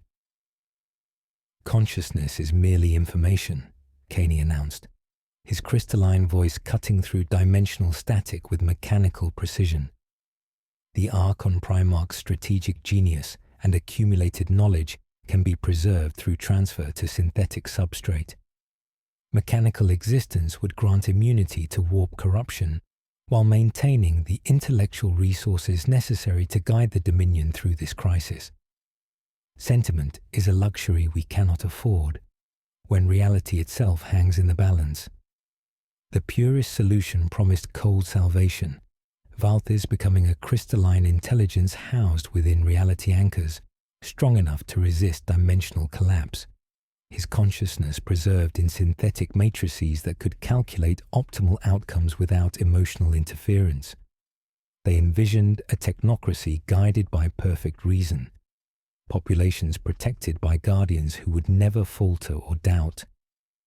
The Fatalists emerged from shadows cast by the Voidwalker's revelations, their ranks filled with philosophers, historians, and those who had witnessed too much to believe in easy answers. They gathered in forgotten archives beneath Astral Prime's foundations, led by archivist Myron Vex, whose eyes held the weight of accumulated knowledge and whose voice carried the certainty of someone who had stared into cosmic horror and found it wanting. The Archon Primarch's existence has become a threat to universal stability, she declared during clandestine meetings held in chambers that existed partially outside linear time. His resurrections spawn alternate versions across parallel dimensions while feeding entities whose hunger grows with each iteration. The only way to break this cycle is permanent death, accepting the sacrifice necessary to save not just the Dominion, but reality itself from consequences that transcend local concerns. The Fatalist path offered redemption through ultimate sacrifice, Valthis dying truly and finally, his death collapsing the dimensional bridges that sustained the Storm Heralds while potentially destroying the barriers protecting local space from chaos incursion. It was a gamble with cosmic stakes, spoken of in whispers that made reality anchors weep mercury. External forces pressed closer as the Dominion's internal division became apparent. Orc Walklands painted crude comets on their hulls while arguing about intervention's entertainment value. Eldritch Corsairs traced circles the size of moons, calculating profit margins measured in suffering. Human warlords debated with their saints about whether the Dominion's collapse would create opportunities or redistribute existing chaos. The universe had smelled blood and would not look away.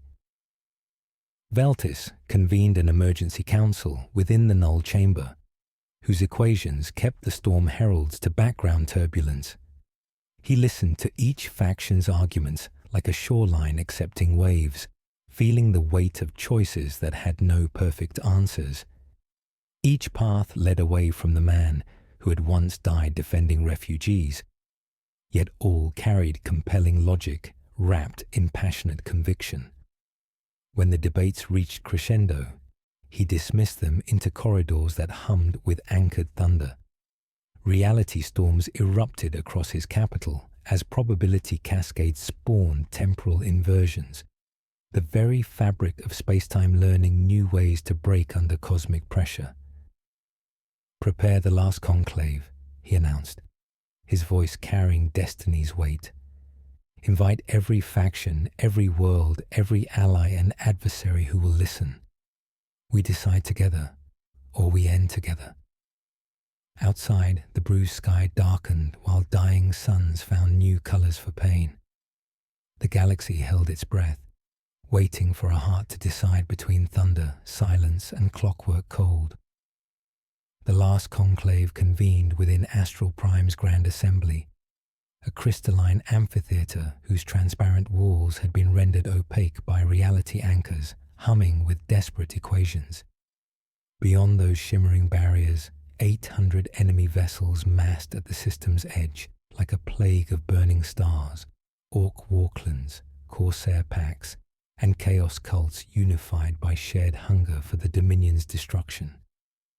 The decisive battle waited while the Empire's heart arranged its own judgment. Valtis stood at the chamber's center, his immortal form casting shadows that moved independently of their source. Around him, the faithful had fractured into 3 factions, each claiming to serve his true interests while proposing solutions that would fundamentally alter everything the Dominion represented. The Storm Heralds pressed against his consciousness with growing impatience, their whispers sharp with the hunger of creditors grown tired of waiting. Captain Theron spoke first for the Loyalists, his mutation-racked form flickering between temporal states as additional arms gestured toward visions only he could perceive.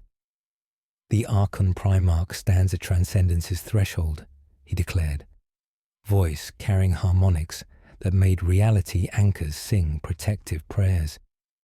"For 5 millennia, you have protected us through impossible sacrifice, dying countless deaths to preserve our lives.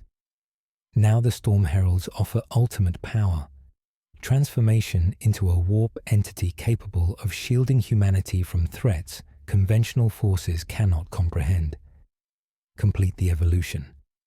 Become the God Emperor this galaxy requires, and we will anchor your divinity with our lives."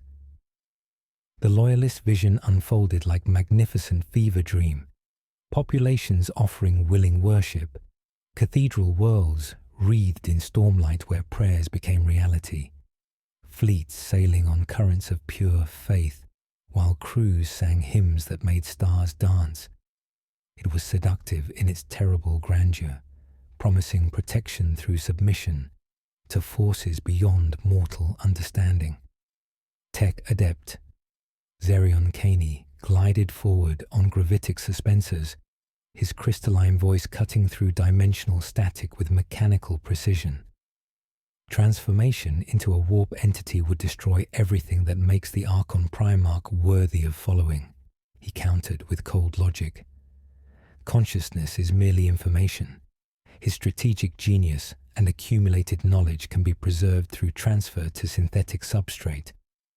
Mechanical existence would grant immunity to corruption, while maintaining intellectual resources necessary to guide us through this crisis.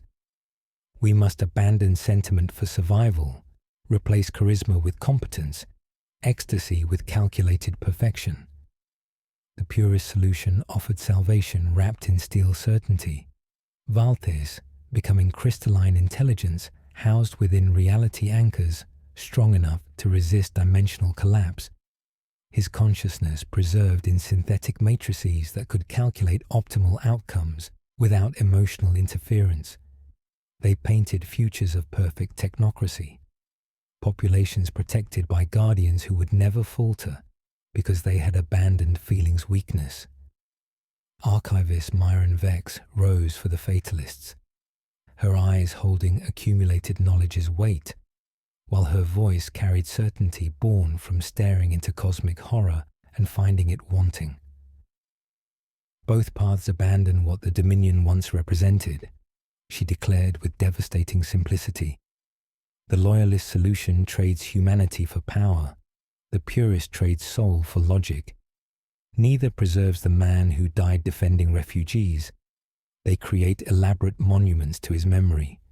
The only honest choice is permanent death, accepting sacrifice necessary to break the cycle feeding alien entities while potentially saving reality itself from consequences transcending local concerns.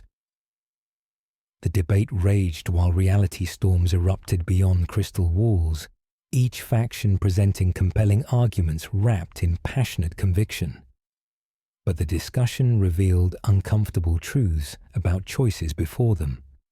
The loyalist path meant abandoning humanity for power, accepting transformation into something that could protect mortals only by ceasing to be one. The purist path meant abandoning soul for logic, preserving intellectual capability, while destroying everything that made preservation meaningful. The fatalist path meant abandoning hope for redemption, choosing death over possibility that some third option might yet be found.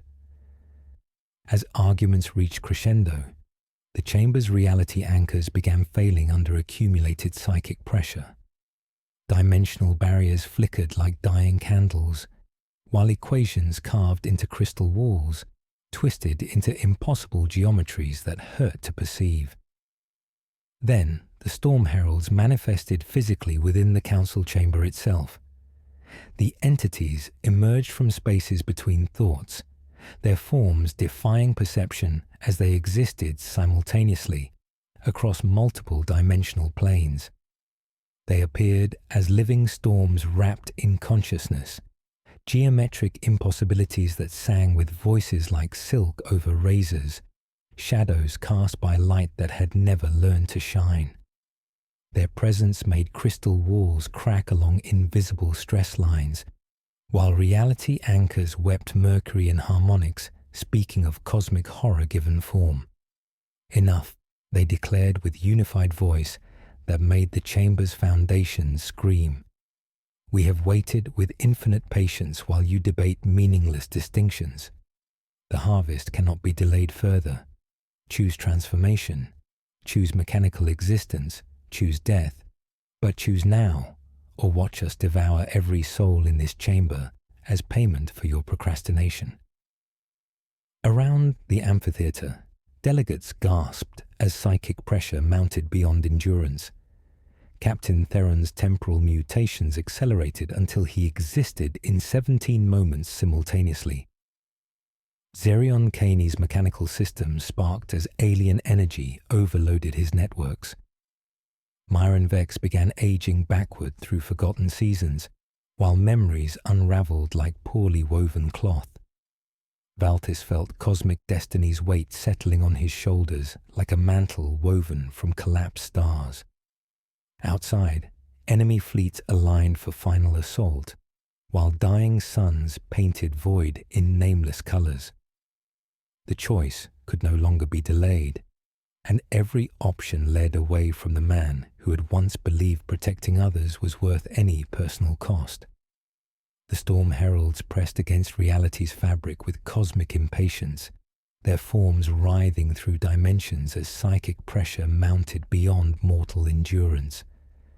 Around the crystalline amphitheater, delegates collapsed, under alien regard, while reality anchors wept mercury tears that spelled equations no living mind could solve.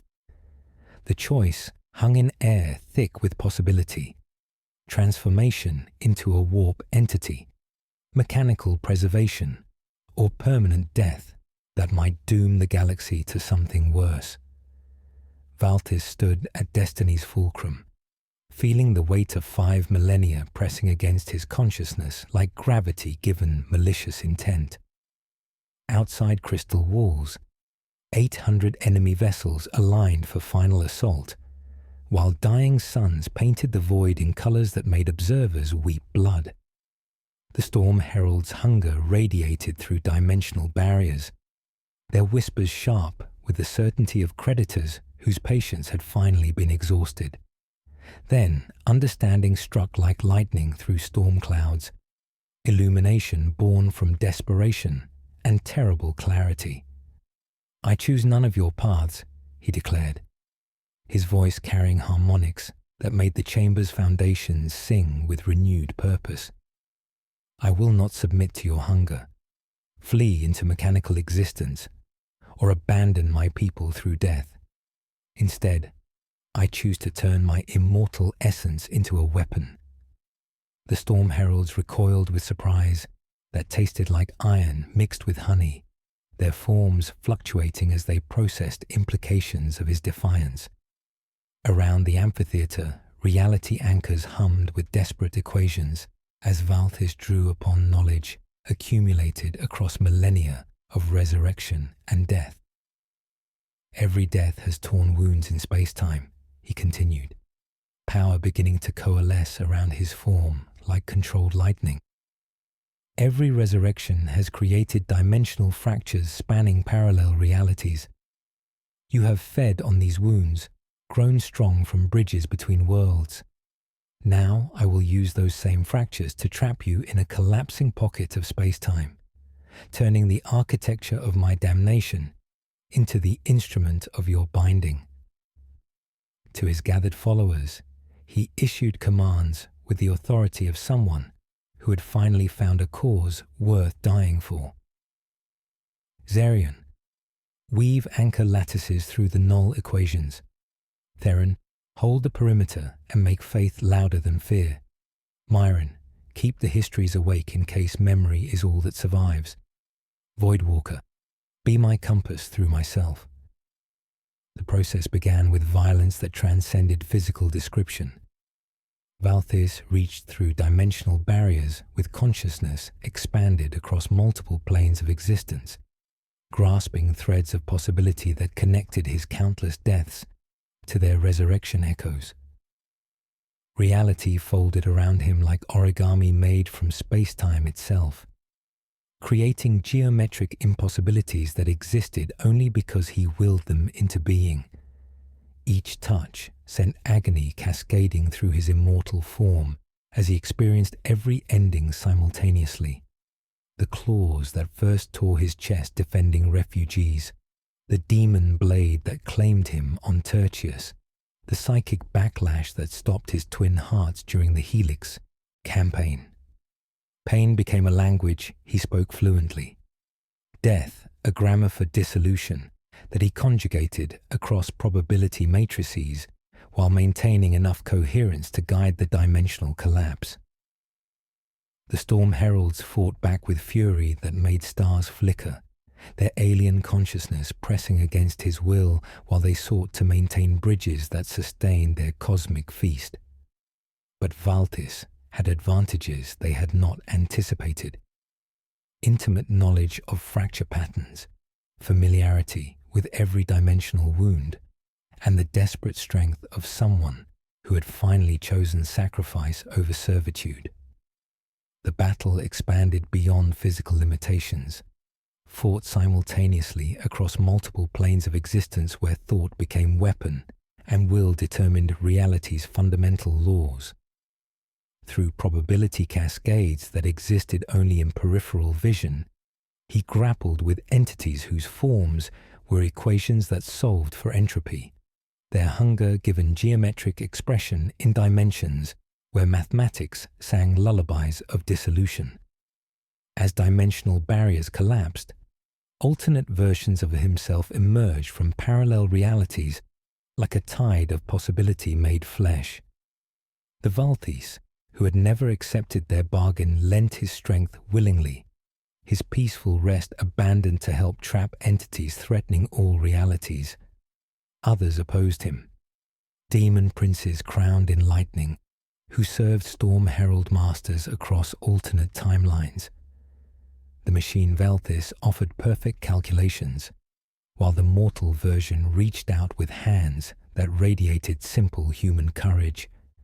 He absorbed them all, pulling disparate fragments of his soul back into himself through sheer force of will.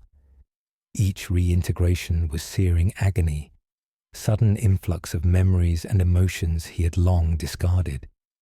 The Void Walker surged into him like a returning tide, making him whole but agonizingly mortal once more.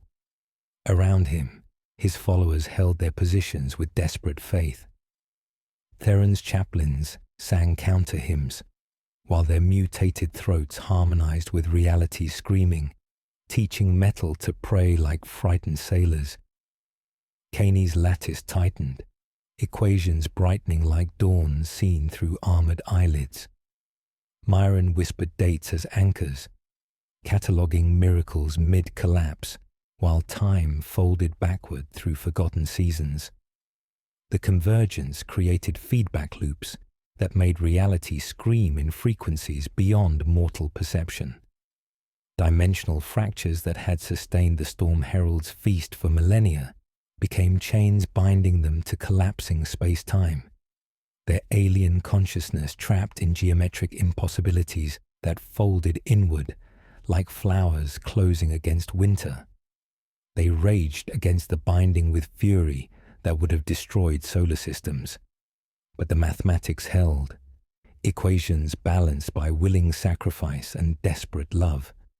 As the pocket dimension sealed itself away from normal space-time, Valtis felt his immortal essence fragmenting across multiple realities, each moment of coherence purchased with accumulated lifetimes of experience. Through the dissolution, he sensed victory. The Storm Heralds trapped in their crystalline prison, their hunger contained within boundaries that would hold for eons.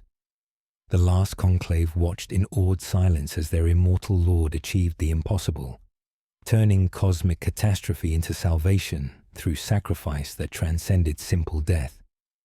But victory came wrapped in transformation that would change everything they had known about the man who had ruled them for 5 millennia. The silence that followed the Storm Herald's binding fell like the weight of collapsed stars, profound and absolute.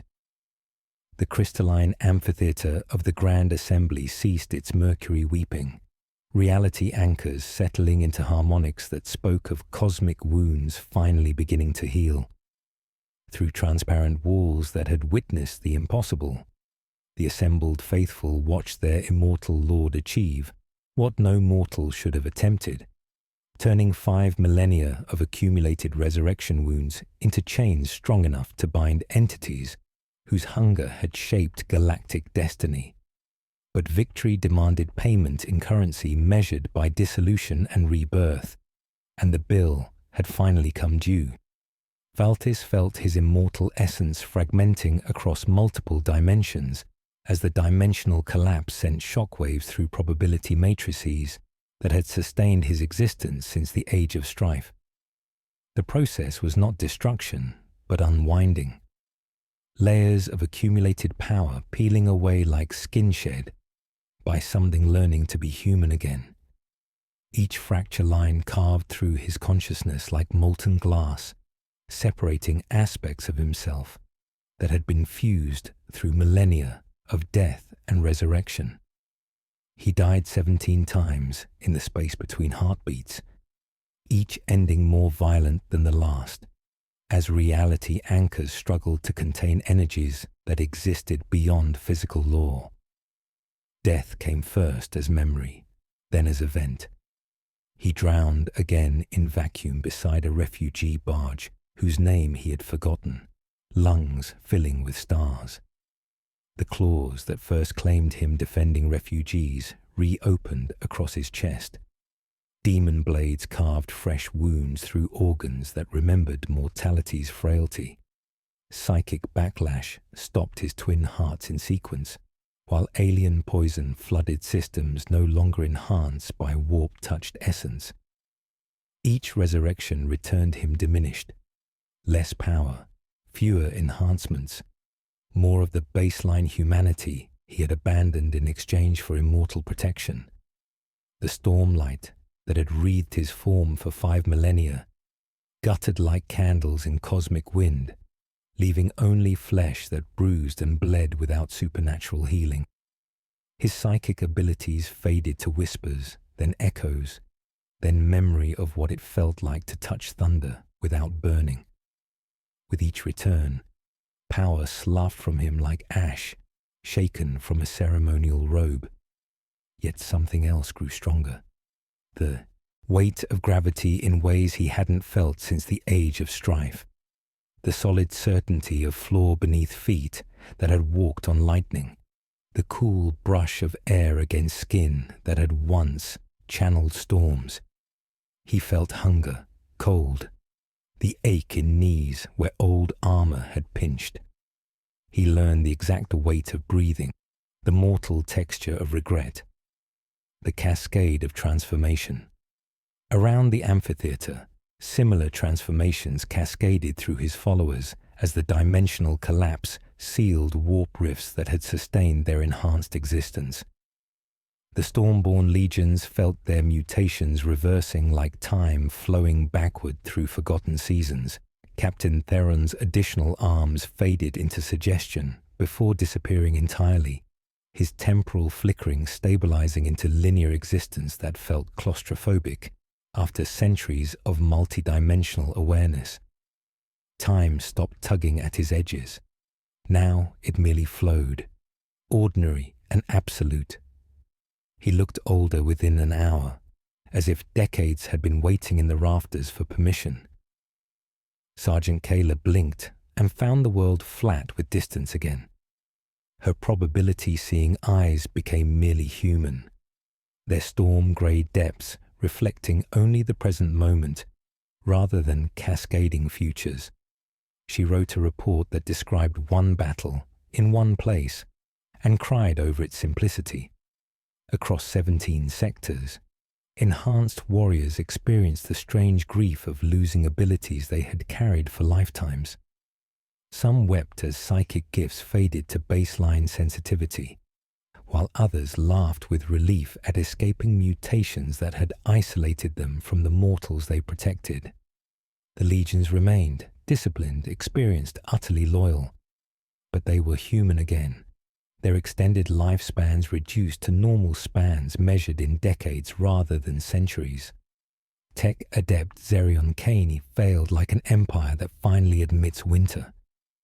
It began as a stutter in his gravitic suspensors, a cough in his power lattice, a hesitation in the crystalline voice that had once cut through storms. Then the hum went out of him entirely. His optical sensors dimmed to organic limitations while gravitic suspensors settled him onto legs he had not used in centuries.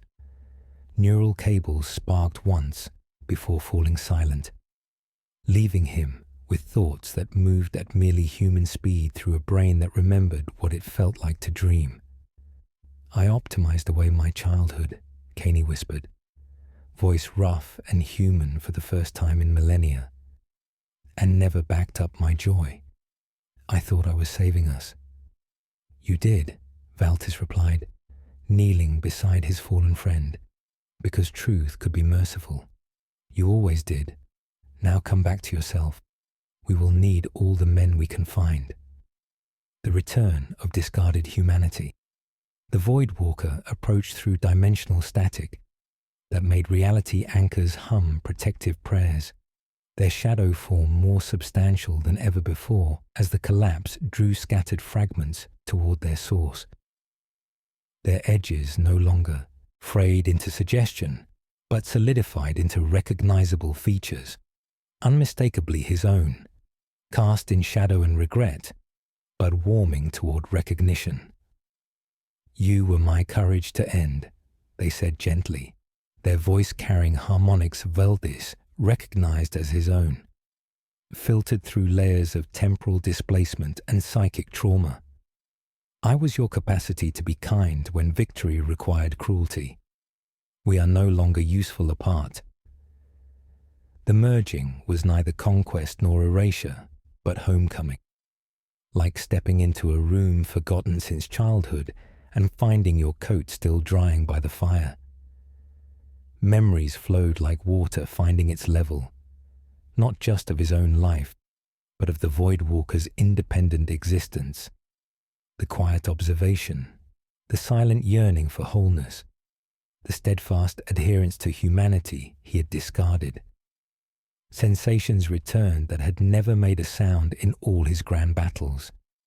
The smell of boiled sugar on a mining moon, grease on his hands from a broken pump, a promise made in a kitchen at midnight to be kind even when forced to be terrible.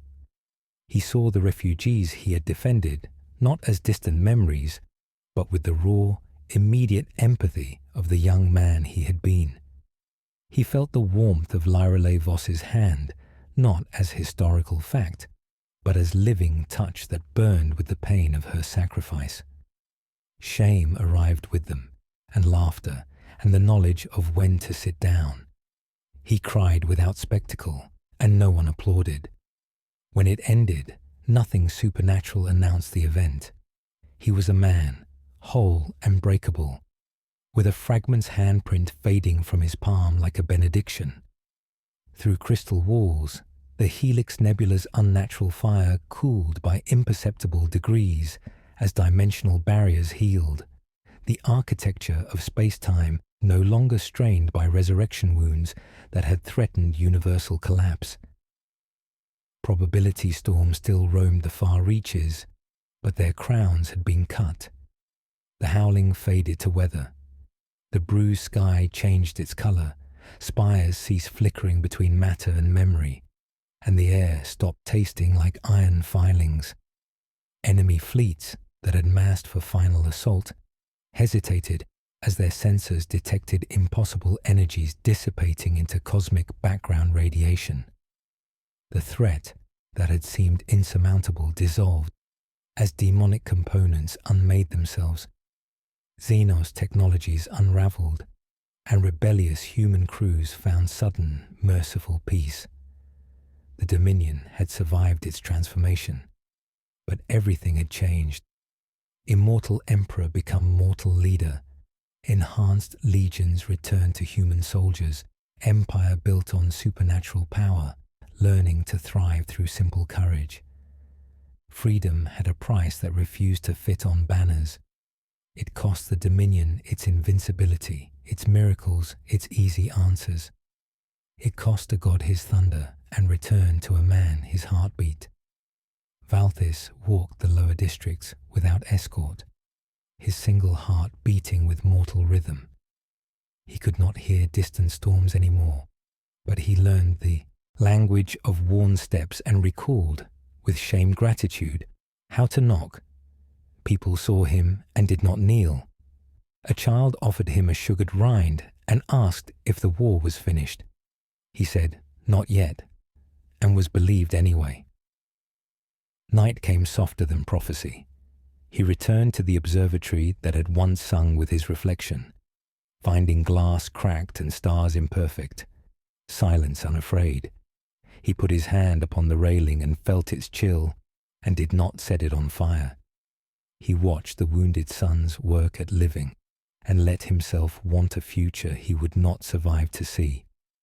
"We will go on," he said to no one, needing the words to be true because they were ordinary. The echo sounded human, and for the first time in ages, That was enough.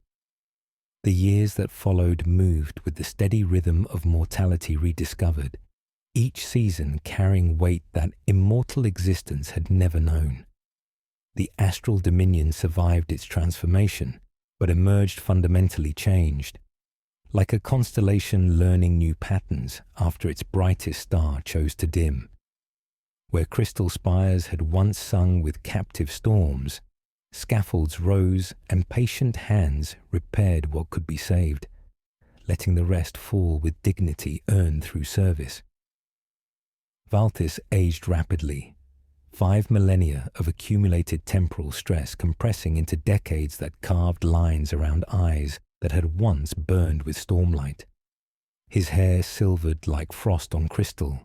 His hands developed the tremor of someone who had carried thunder too long, and his spine curved under gravity that felt heavier each morning. Yet in accepting these limitations, he found freedoms that power had never offered. The solid certainty of floor beneath feet that had walked on lightning. The cool brush of air against skin that had once channeled storms.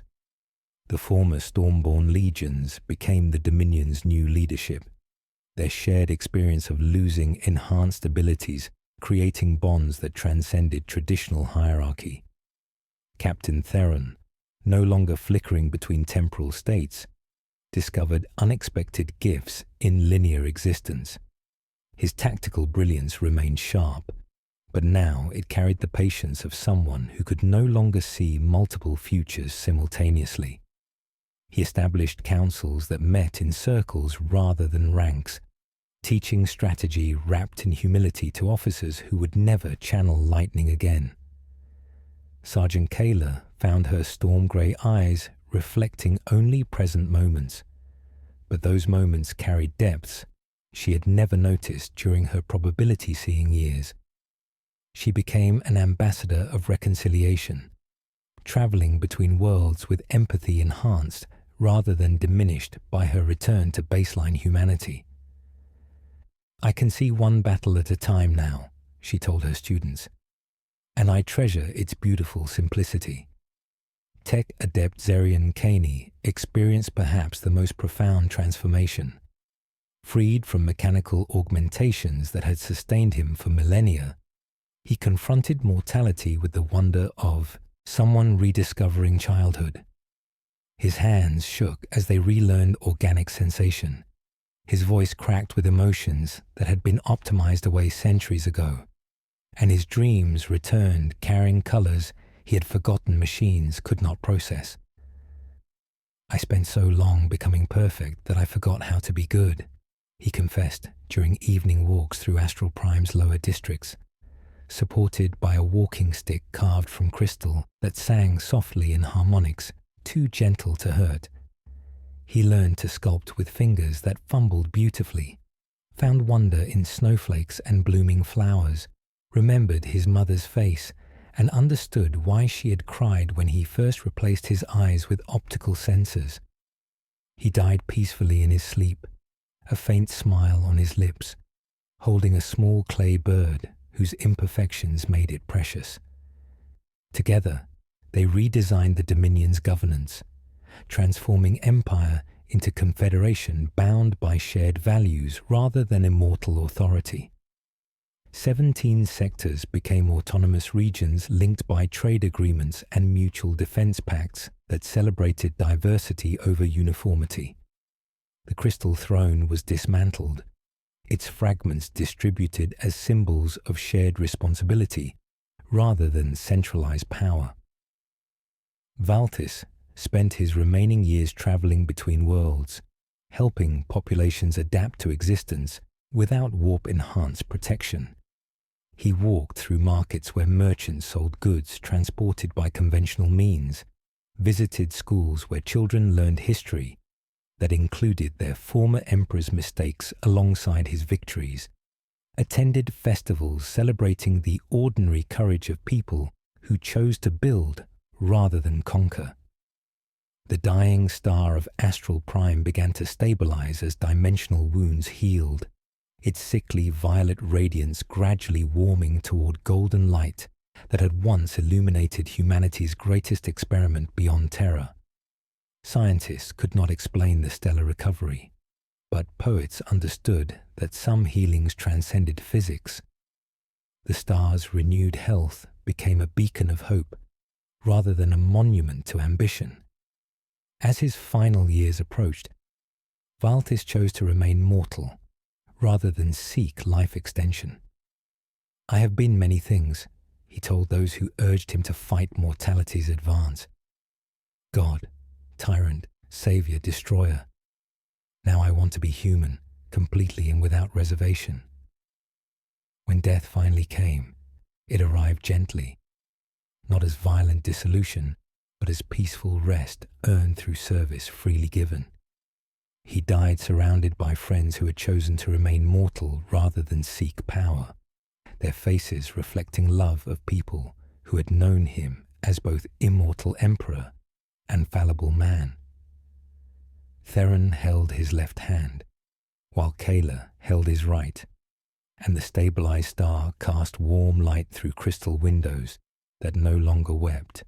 His final words were simple: "The children will remember us better than we remembered ourselves." They buried him in soil rather than crystal, marking his grave with stone that bore only his name and the dates of his mortal years. The inscription read, "He learned that true immortality lies not in defying death, but in creating something worthy of remembrance." The astral dominion continued long after its founder's passing, its people carrying forward values he had rediscovered through suffering and sacrifice. In markets and schools and gardens where children played beneath a star that had learned to shine with hope rather than hunger, his legacy lived, not in temples or monuments, but in the radical idea that ordinary people, working together without supernatural enhancement, could build something beautiful enough to outlast the stars themselves.